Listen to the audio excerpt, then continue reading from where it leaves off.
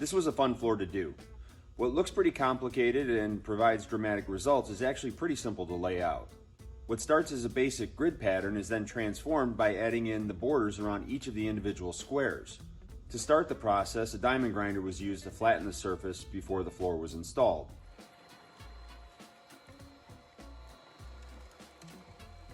The whole system that's been installed here is no more than 25 mils, which is only about the thickness of a credit card. But when the material is applied as a resinous product, it's going to flow over and around any undulations or elevation inequalities in the floor. So the diamond grinding is helping to smooth the substrate so that when the material is poured upon it, it's going to look more flat as it does now, which if it didn't, it would detract from the final finish.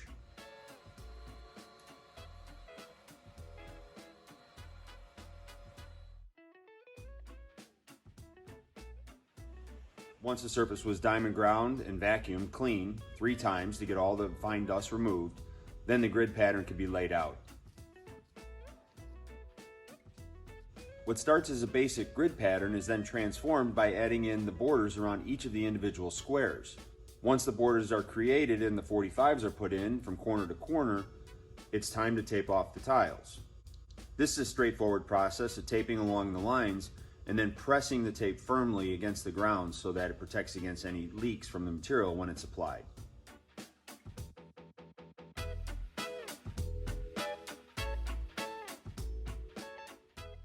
Once all the taping is complete, it's time to install the first coat of polyaspartic. The polyaspartic being used is tinted to a gray color so it matches the gray flake that's going to be installed for that portion of the tile.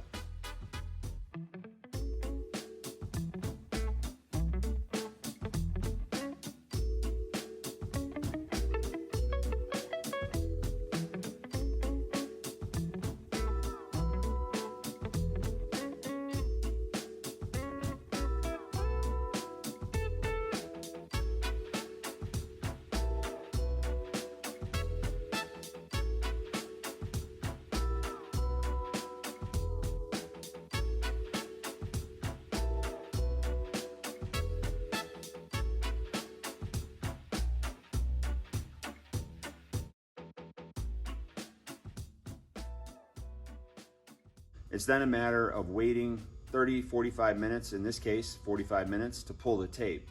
The idea is to pull the tape when the material still has some pliability, but not so wet that it oozes once the tape is pulled. What's trying to be avoided is having any of the material that was held back by the tape still in a low viscosity state, flowing over the area that was previously protected by that protective tape. Once the tape is pulled, it's then a matter of waiting long enough for the material to cure to the extent that it can be vacuumed. Once the excess flake is removed, it's time to then tape off for the next color.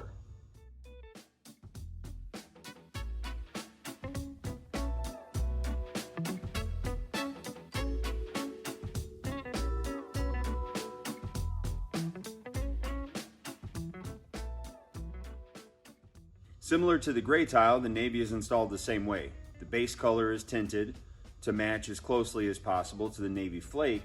It's applied by roller, and then the flake is dropped into the wet material. For the same reason as with the gray, the material is tinted so that anywhere the flake doesn't stick, the base color is going to help to hide where the missing flake might be.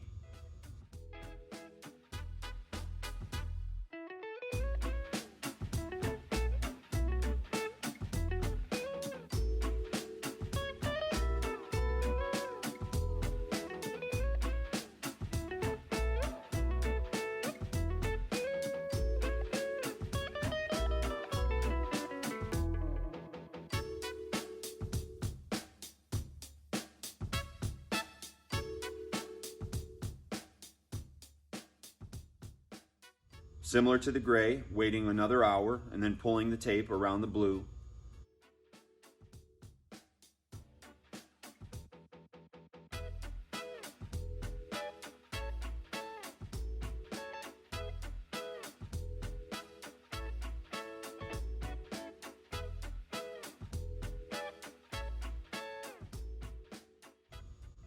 And then waiting another 2 hours to vacuum the flake from that coat.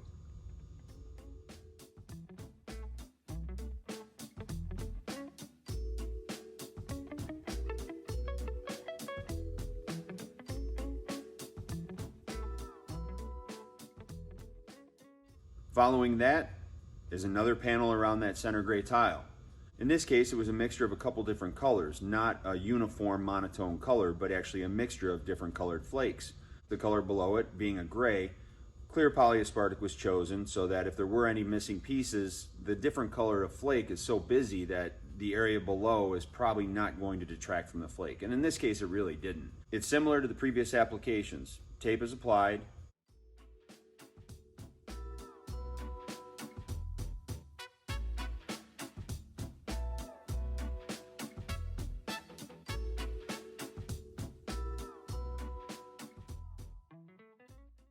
Polyaspartic is applied, flake is broadcast into it.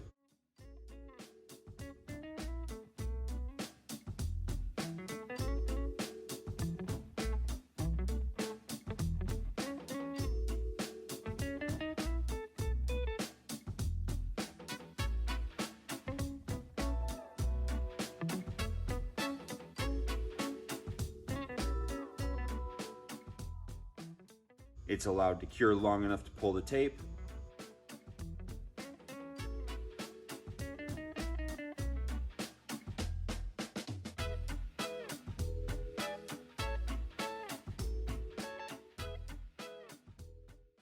And then a couple hours later, it's vacuumed.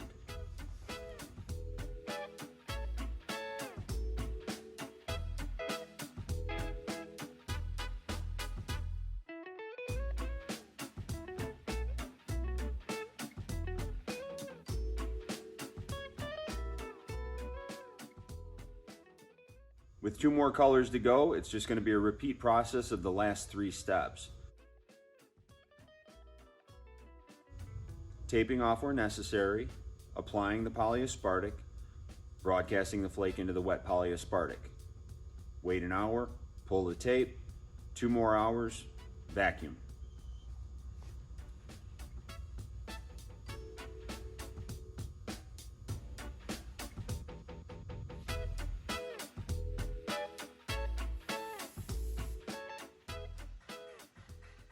For the last color, which is in this case the way that the camera is oriented, is going to be the top of the tiles.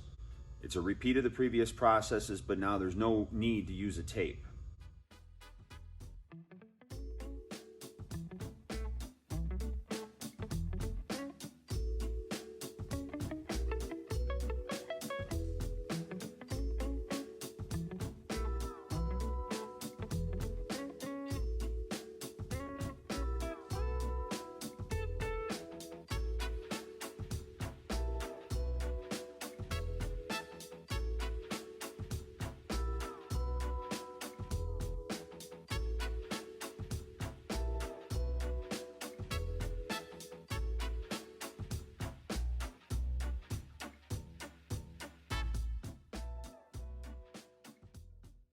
With this last step done, because the next step is going to be scraping and aggressive vacuuming, the work is pretty much finished for at least the next 6 hours. Now that the floor is cured enough that it can be aggressively scraped and vacuumed, this is going to be the point in the process where it's very important to remove all the loose flake that can be.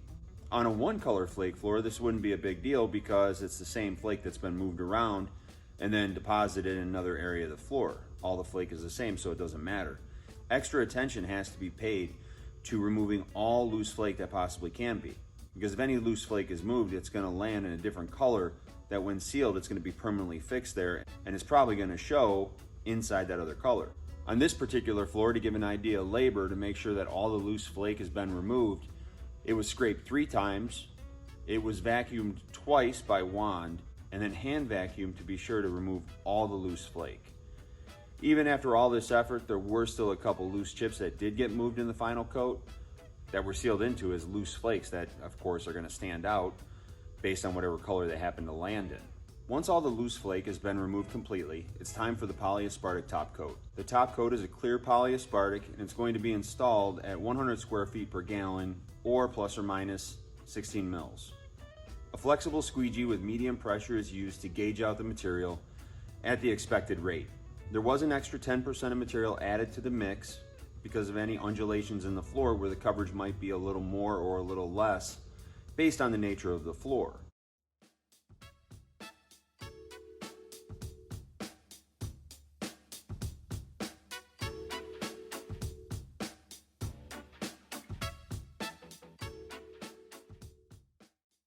The other reason is because when it's time to backroll the floor to take out any squeegee marks and help to break the surface tension of the polyaspartic, extra material is going to be needed to load that roller. The roller, once loaded with that excess material, is then lightly rolled across the floor, overlapping 10 to 15% per roll. The main goal here is to help take away any ridges left by the squeegee and also to break that surface tension. Once the back rolling is complete, the floor is going to be left to cure for at least 2 days before it can receive full traffic. With regard to the labor to produce the floor, it's obviously going to take longer than a single color flake floor.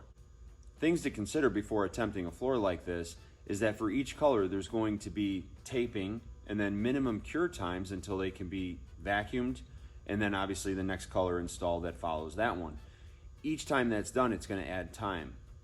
The other issue is the final cleaning, the final vacuuming of the loose flake.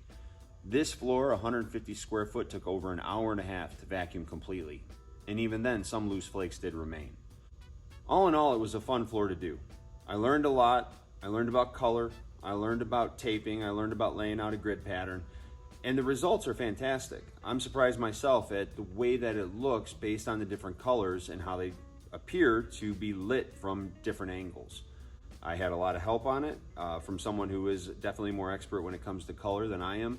But the installation process was really not that difficult. It was time consuming, but it really wasn't too technical. Appreciate very much you watching. If you like what you watch, please drop a like below. Any questions or comments, please leave those below as well. Thanks very much and have a great day.